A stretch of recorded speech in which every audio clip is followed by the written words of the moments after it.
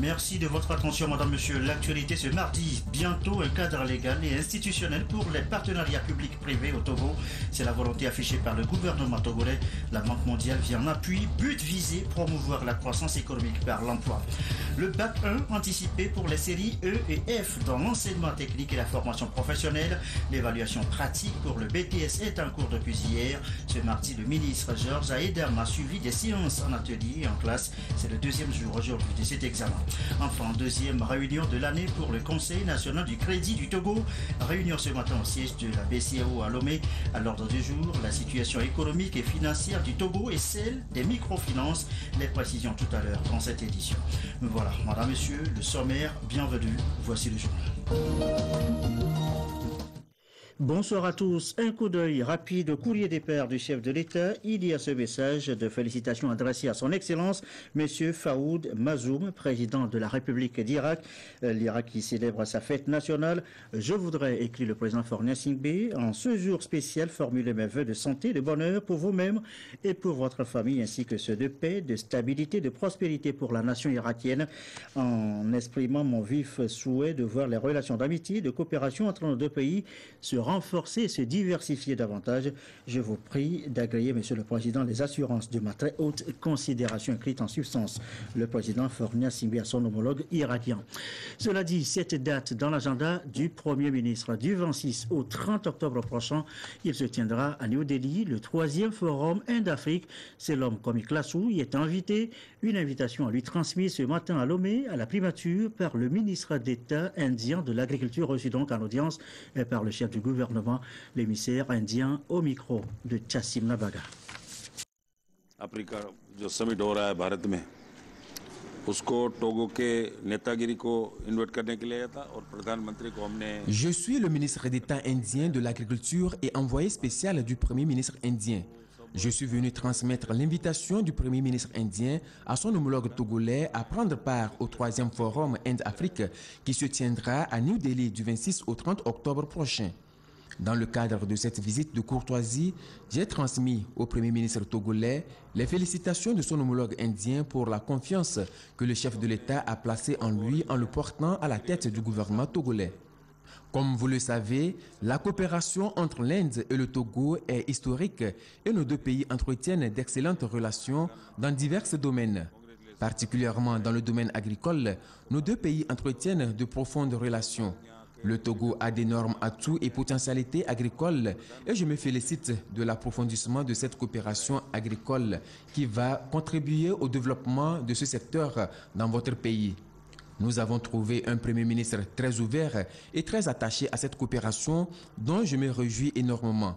Je pense que le Forum Inde-Afrique va consolider cette coopération pour le bonheur du peuple togolais.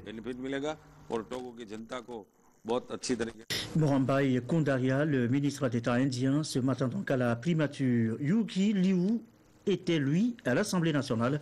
L'ambassadeur de Chine au Togo a échangé avec le président Dramani sur la coopération Chine-Togo. Ce qui a été dit exactement, eh bien, voici le compte rendu avec le diplomate chinois, des propos recueillis par Alex Mpoti. J'ai eu l'honneur de rencontrer son Excellence, Monsieur le Président de l'Assemblée nationale. Nous avons parlé de la belle des relations amicales et de la belle coopération entre nos deux institutions parlementaires. Et nous avons eu l'occasion de faire un tour d'horizon de la coopération dans tous les domaines qui existent sérieusement entre nos deux pays. Donc dans le domaine, surtout dans le domaine de la coopération économique. Les relations amicales de coopération entre nos deux gouvernements et nos deux peuples sont excellentes dans le domaine de la santé, de l'agriculture, de l'éducation et aussi des infrastructures. Et toutes nos deux parties sont déterminées à continuer et à renforcer cette coopération amicale. Voilà. On en vient maintenant à notre premier titre ce soir, le partenariat public-privé. Bientôt un cadre légal et institutionnel pour mieux définir les échanges. C'est en tout cas la volonté affichée par le gouvernement togolais. Derrière l'initiative, un seul objectif, promouvoir la croissance économique par l'emploi. Les explications, Adolphe Paca. Le partenariat public-privé PPP, une réponse à l'engagement du gouvernement togolais pour promouvoir l'emploi et la croissance économique. C'est d'ailleurs un nouveau concept qui, pour sa mise en œuvre, nécessite une base juridique et institutionnelle appropriée. Le Togo se doit alors de passer des BOT au cadre légal PPP. Les constructions en BOT, par exemple, Build, Operate, Transfer, c'est-à-dire que c'était des accords dans lesquels l'État passait un accord avec une entreprise privée pour que celle-ci puisse venir construire une usine, par exemple, la faire fonctionner et ensuite la transférer à l'État. Donc c'est ça le BOT. Mais ce concept a pris beaucoup d'importance ces dernières années pour... Un instrument important dans le contexte actuel de l'évolution des économies pour booster les investissements, l'État à lui seul ne pouvant pas tout faire. On réalise qu'à l'avenir, les financements privés seront de plus en plus importants parce que les financements publics et l'aide publique au développement vont tarir, ils seront moins importants. Donc les aides que nos États reçoivent des pays amis et frères, dans le cadre de l'aide publique au développement, seront moins importants. La part des investissements du secteur privé au Togo ne représente de nos jours que le tiers de tous les investissements, a relevé le ministre d'État, ministre en charge de l'économie et des finances, alors que dans les pays développés à économie libérale, c'est ce secteur qui est le moteur de la croissance économique, d'où la nécessité pour les systèmes économiques de nos pays d'inverser la tendance. Amener le secteur privé à prendre sa place, la place qui lui revient dans l'économie nationale. C'est pourquoi le gouvernement a décidé de mettre en place un cadre de réflexion sur ce mode de financement qui devra lui permettre de mieux orienter les investissements publics vers les secteurs sociaux.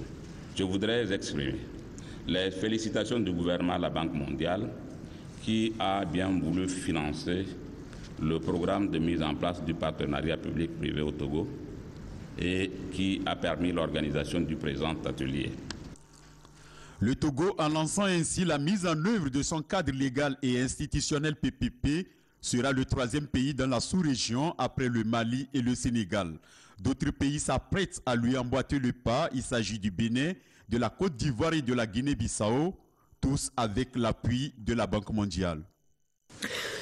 A signalé également à cette réunion Union européenne, ministère de l'Environnement, en toile de fond, la lutte contre les menaces nucléaires, radiologiques et chimiques. Quel dispositif pour lutter contre le phénomène? Eh bien, c'est à cela que s'attellent depuis ce matin les experts des deux parties. Les précisions de Nadège Nayan. La lutte contre les menaces chimiques, biologiques, nucléaires, NRBC, une préoccupation au cœur d'une séance de travail qui a démarré ce jour à Lomé. Les acteurs concernés sont soumis à un questionnaire d'évaluation des besoins des centres d'excellence CBRN de l'Union européenne afin de les aider à identifier et documenter les domaines nécessitant une réduction des risques auxquels le monde fait face. Plusieurs experts de l'Union européenne, du Centre commun de recherche de l'Union européenne, vont travailler ici pendant 3 jours avec les autorités togolaises pour identifier les besoins en termes de risques dits NRBC, donc risques nucléaires, biologiques, chimiques et radiologiques.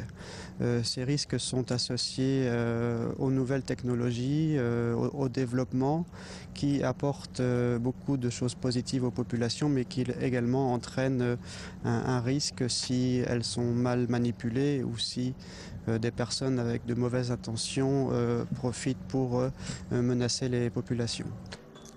La croissance économique et les avancées technologiques impliquent une utilisation et un transport toujours plus important de matières dites NRBC. Il faut pour cela prendre la mesure de l'augmentation du risque qui en résulte, quelle que soit sa nature.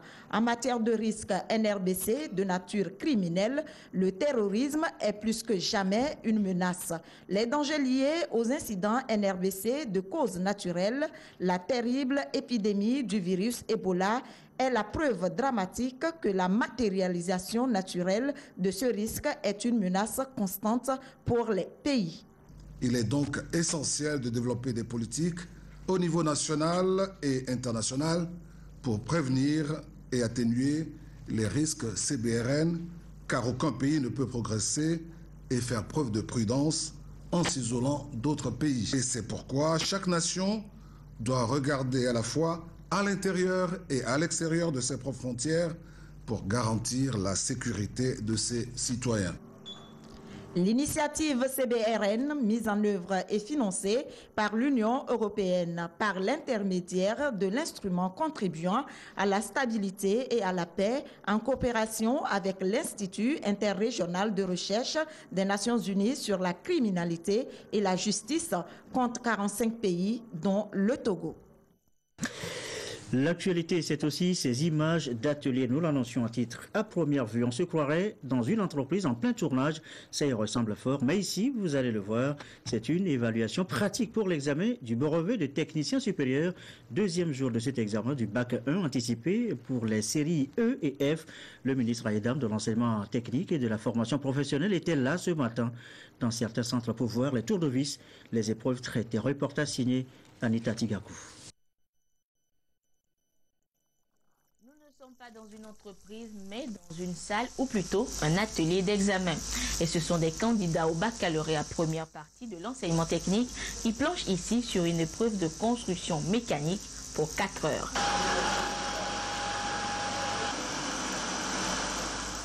Que ce soit à l'Institut de formation des génies industriels ou au lycée technique d'Adi Dogomé, les deux centres du bac 1 anticipé à Lomé, les 953 candidats sont déjà dans la fièvre de l'évaluation pratique dans les conditions requises. L'enseignement technique, c'est un enseignement qui coûte cher. Il coûte cher en termes de ressources humaines, mais également en termes d'infrastructures et d'équipements. C'est vrai que partout, la situation n'est pas rose, mais nous avons constaté que nous avons l'essentiel pour former les élèves.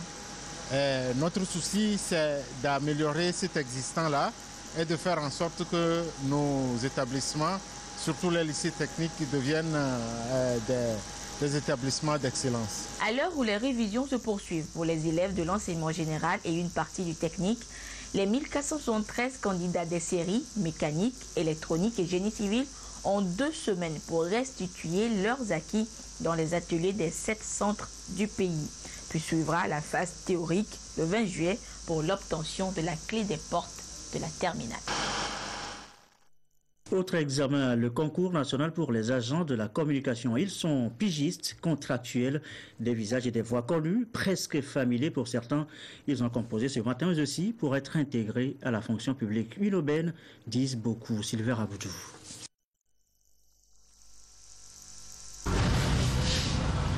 Il constitue une catégorie de personnel de l'État. Il s'agit des pigistes, contractuels et bien d'autres. Aujourd'hui, le gouvernement leur offre l'opportunité d'intégrer la fonction publique.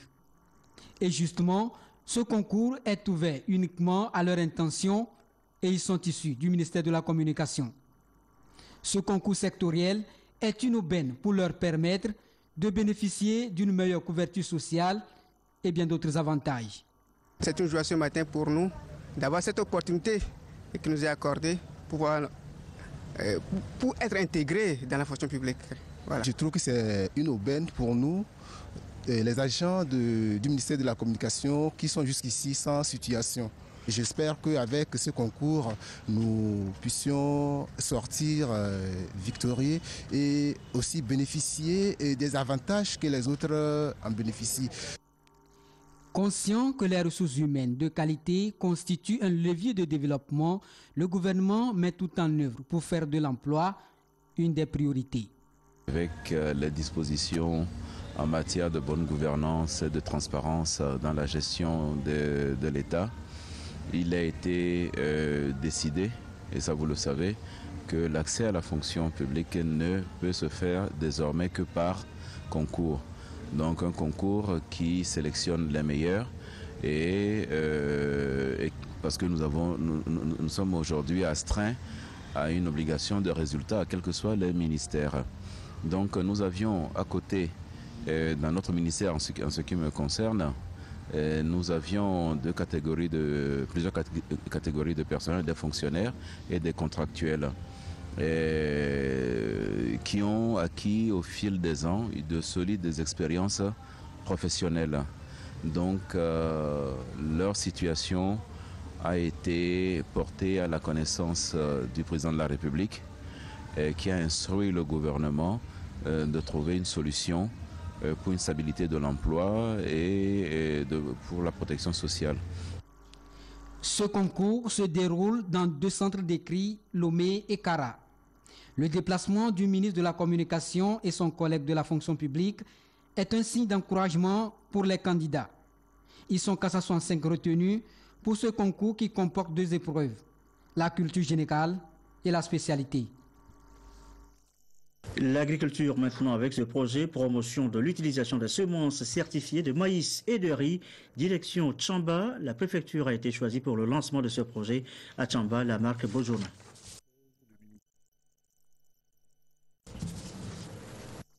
Pour la campagne agricole 2015-2016, le ministère de l'Agriculture met un accent particulier sur les semences à travers le projet promotion de l'utilisation des semences certifiées de maïs et de riz. Le projet a été lancé à Tchamba pour le compte de la région centrale par le directeur régional de l'agriculture. Ce projet permet de donner gratuitement des semences certifiées aux producteurs vulnérables de la région. Nous venons de recevoir des semences. Nous sommes contents de ce cadeau que le gouvernement a pensé nous donner. Nous allons produire ces semences et les récolter en bonne quantité. Je profite de cette occasion pour sensibiliser les bénéficiaires à utiliser les semences certifiées. Parce que c'est en utilisant les semences certifiées que chaque producteur vulnérable pourra accroître sa production et sa productivité. Chaque bénéficiaire pour la culture du maïs a reçu un kit de semences certifiées de 5 kg pour emblaver un quart d'hectare et pour la culture du riz, un kit de 5 kg de semences certifiées pour une parcelle de 1/8 d'hectare. Dans le reste de l'actualité, la 4e foire des jeunes entrepreneurs, Foire Adjafi, c'est son nom. Eh bien, c'est à partir du 26 août prochain. Quelle foire, quelle communication autour donc de cette foire? Eh bien, c'est la préoccupation des organisateurs soucieux donc de la com. Autour Eric Djanepo, Carmel Madiakapo. Espace de promotion des jeunes entrepreneurs togolais, la foire à Adjafi est un rendez-vous pour une meilleure visibilité des services, initiatives et innovations. Pour cette 4e édition, les promoteurs s'engagent à travailler en synergie avec les médias en vue d'une réussite de cette foire. La présente rencontre se veut un espace d'échange sur les stratégies permettant aux professionnels des médias de jouer leur partition. Nous avons pensé mettre en avant le rôle des médias qui contribuent réellement à la promotion que nous faisons aux initiatives des jeunes. Avant, nous faisons des lancements à travers des conférences et on a jugé mieux de remplacer la conférence de presse par une activité qui est plus dense et qui a plus de contenu pour permettre aux médias partenaires d'abord de se frotter entre eux, de se frotter mieux aux organisateurs de la foire et de posséder à la fin de l'atelier les ressources et les contenus essentiels pour mieux relayer, comme je l'ai dit au départ, mieux relayer et mieux restituer les informations sur les initiatives et entreprises de jeunes. L'entrepreneuriat étant de nos jours l'une des solutions aux problèmes de chômage et de sous-emploi, la nécessité d'encourager la culture entrepreneuriale s'avère donc indispensable. Initiée par l'agence Mascom, cette foire à Adjafi, foire des jeunes entrepreneurs 4e édition se tient du 26 août au 9 septembre prochain. Et la jeunesse, précisément, elle occupe, vous le savez, une proportion de plus de 75% de notre population. Elle a le droit à une bonne éducation et à son épanouissement. Il lui faut alors des repères identitaires qui lui permettront de forger et sa personnalité et construire efficacement au développement, contribuer donc efficacement au développement du pays. À quelle valeur doit-elle donc s'identifier et quelle doit être sa réaction au carrefour des traditions et des civilisations étrangères? C'est le dossier de cette édition, dossier signé Augustin Kossi avec Christine Pétiquialoudet. Selon les données du dernier recensement de la population et de l'habitat au Togo, la population est majoritairement jeune. 115% ont moins de 35 ans. Et cette jeunesse, pour jouer pleinement son rôle dans le développement du pays, doit avoir recours à certaines valeurs. Parmi celles-ci, les bonnes pratiques et les mœurs. Les parents constituent alors pour la plupart des repères identitaires. Cela y va de leur intégrité physique et morale, reflet de la nation de demain. Les jeunes doivent s'imprégner des valeurs du civisme et du vivre ensemble, c'est-à-dire la tolérance, les valeurs de travail bien fait. Au niveau de la jeunesse, vous avez certains qui peuvent être employés par l'État et d'autres qui doivent s'auto-employer, qui doivent être des entrepreneurs, des créateurs d'emplois eux-mêmes. Donc l'idéal, c'est qu'on ait ces deux situations. Et dans tous les cas, c'est de pouvoir travailler dans un domaine licite, accepté par la loi. Autre élément, il faut aussi pouvoir travailler en faisant montre de compétences, de rigueur, je dirais de professionnalisme. Il faut pouvoir aussi travailler dans un secteur utile au développement du pays. Et aussi, il faut travailler avec amour. À cela s'ajoutent des valeurs traditionnelles et culturelles, un patrimoine à mettre au crédit du développement et de l'émergence du pays en alliant culture universelle et sa propre identité. Nous devons aussi pouvoir voir ce qui a marché ailleurs, parce que quand vous prenez les valeurs occidentales, vous avez aussi des éléments qui sont des éléments de progrès. Et là aussi, il faut que nous allions aussi les chercher, cette ouverture sur le monde, cette technicité, ce savoir-faire. Et je crois que si nous pouvons faire l'alliage entre notre fond culturel, qui nous amène à respecter l'être humain, l'homme, dans toutes ses dimensions, et aussi ce savoir-faire scientifique et scientiste, eh bien, les jeunes pourront contribuer très grandement et construire le pays. Cet idéal reste un défi à relever par la jeunesse. Elle est appelée à cultiver le patriotisme, à travailler avec détermination et abnégation pour le mieux vivre et le vivre ensemble. Nous l'annoncions, c'était notre 3e titre, c'était réunion au siège de la BCEAO à Lomé. Réunion, la 2e de l'année du Conseil national du crédit au Togo. La situation économique et financière de notre pays et celle en particulier des microfinances était à l'ordre du jour. Le compte-rendu, Carmel Madjé Akakou. Le Togo a enregistré une croissance de 5,9% en 2014 grâce à la mise en œuvre d'une politique économique axée sur l'approfondissement des réformes ainsi que l'intensification des grands travaux d'infrastructures économiques de base. Ces performances économiques devraient se consolider en 2015 et porter la croissance à 6% environ. Selon le Conseil national de crédit de la BCEAO, ces perspectives économiques sont soutenues par le secteur secondaire et tertiaire. Le soutien du gouvernement à l'agriculture et la mise en exploitation des investissements réalisés au port autonome de Lomé et à l'aéroport international Gnassingbé Yadéman en sont des illustrations. Le Conseil a noté avec beaucoup de satisfaction l'évolution de la croissance économique. Ceci grâce à la poursuite des réformes que nous avons engagées et aux investissements massifs que nous avons injectés dans le domaine des infrastructures. Au plan financier, les 6 premiers mois de 2015 ont été marqués par une évolution satisfaisante de l'activité des établissements de crédit. Le total bilan a progressé de 0,8% ces 3 derniers mois. Et l'accroissement du réseau bancaire devra justement renforcer le taux de financement de l'économie du Togo qui s'est établi à 34% du PIB en 2014. Nous avons également examiné la situation des institutions de la microfinance. C'est vrai qu'il y a eu des efforts qui ont été faits en termes de dépôt et en termes de financement des Togolais, mais nous avons malheureusement constaté que le portefeuille de ces institutions est en train de se dégrader. Et sur ce, nous avons recommandé que des efforts soient faits pour améliorer ce portefeuille. Le Conseil national de crédit du Togo s'est en outre félicité des avancées dans la mise en place du bureau d'information sur le crédit BIC ainsi que les préparatifs pour le démarrage du fonds de crédit des dépôts dans l'UBOA, FGD, UMOA. Les arts et de la culture à présent, des arts avec le 7e précisément, le cinéma. Le secteur n'est pas très heureux chez nous, vous le savez, comment l'amener à des lendemains plus enchanteurs. Eh bien, des initiatives se prennent ici et là. L'ambassade de France donne aussi un coup de main. Christine Petit-Kialoudé. Le cinéma togolais, vieux de près d'un siècle, peine à décoller véritablement à l'instar de celui de certains pays de l'UEMOA. Les difficultés sont énormes.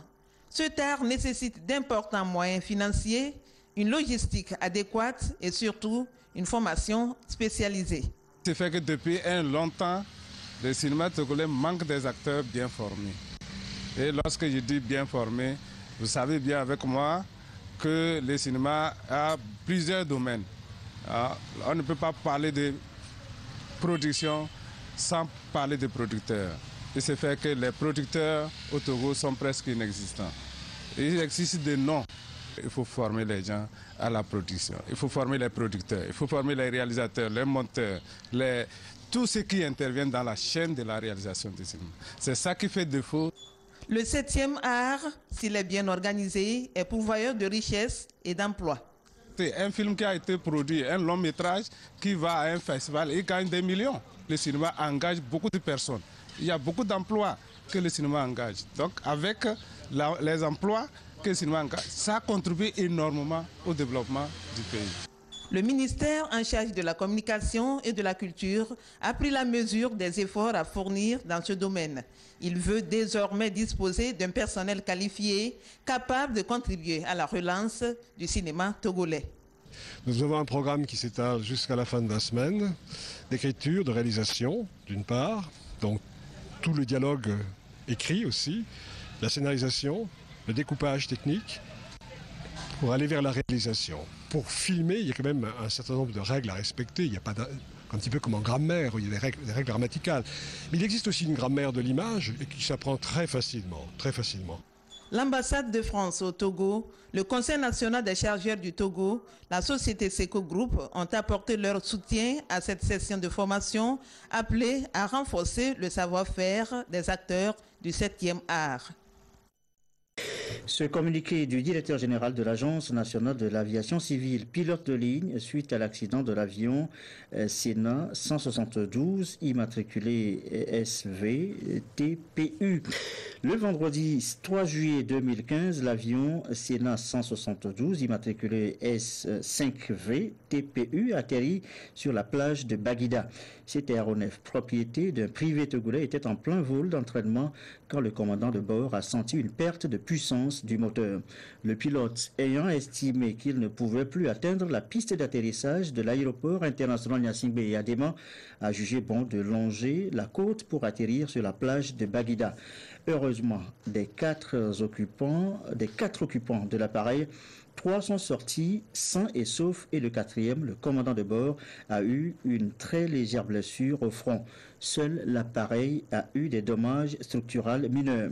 L'enquête technique est ouverte. Elle est conduite par la commission permanente indépendante sur les enquêtes d'accidents d'aviation et celle qui déterminera toutes les causes de cet accident. À ce titre, il convient de préciser que cet incident n'est nullement ni lié à la sectorisation de l'espace aérien de l'AFIR, ACRA, ni au contrôle de la circulation aérienne. En effet, la sectorisation a permis de doter les services de navigation aérienne du Togo et du Bénin des moyens modernes, des radars, par exemple, pour la surveillance du trafic aérien. C'était donc là un communiqué du directeur général de l'Agence nationale de l'aviation civile. On termine sur des images de cyclisme du Tour de France et cette chute spectaculaire, une chute en cascade. Regardez, c'est tout simplement impressionnant. Collective à près de 70 km/h. À l'origine, le Français William Bonnet touche la roue du vélo qui le précède. Dans sa chute, il entraîne une vingtaine de coureurs. Le voici au sol, sérieusement touché. Il souffre d'un traumatisme crânien. 4 coureurs sont poussés à l'abandon. Le maillot jaune, Fabian Cancellara, est lui aussi tombé. Il se relève difficilement. L'organisation décide de stopper la course, image rare d'un peloton obligé de mettre pied à terre et qui attend ses blessés.